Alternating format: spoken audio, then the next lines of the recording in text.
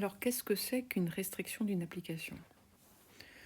Donc, si on se donne une application qui va d'un ensemble dans un ensemble, on peut toujours la restreindre à une partie plus petite de E, bien à condition que E soit non vide et qu'il existe et non réduit à un singleton.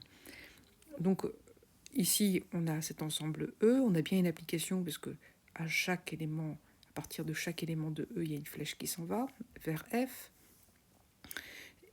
Et donc ici, c'est une petite partie A en violet de E, et la restriction de F à A, qui est notée ici, F indice, la barre et grand A, donc ça c'est barre et grand A sont en indice, c'est l'application, d'accord, on a retiré les éléments qui ne sont pas dans A, et on a retiré les flèches qui partent d'E, donc c'est juste l'application qui va de A dans F et qui a ce graphe-là. Alors, on peut revoir que, par exemple, l'application f de n dans n qui a n associé n2, c'est la restriction de l'application g qui va de z dans n, donc l'ensemble ici z est plus grand, l'ensemble pour f, l'ensemble de départ est plus petit, qui a n associé n2. Mais ça va être aussi la restriction, l'application, ça va pas être la restriction, pardon, de l'application de z dans z qui a n associé n2, parce que là, on a changé aussi l'ensemble d'arrivée. Donc, pour une restriction, il y a seulement l'ensemble de départ qui change et qui devient plus petit.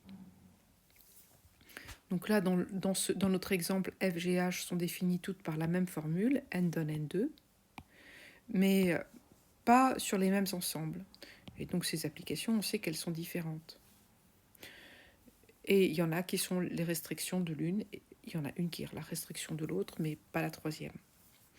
Alors, pour définir la notion de restriction d'application, donc on a besoin d'une application et d'une partie de l'ensemble de départ. Donc voilà. Allons-y pour la définition. Soit f de E dans f une application a une partie de l'ensemble non vide de l'ensemble de départ. Et on va dire qu'on appelle restriction de f à A, et l'on note ça comme ça, l'application de A dans f définie par f restreint à A de x égale f de x pour tout x dans A. Donc ce qui se note avec cette formule résumée, d'accord, f restreint à A va maintenant de A dans f, qui a x associe f restreint à A de x, qui est égal à f de x.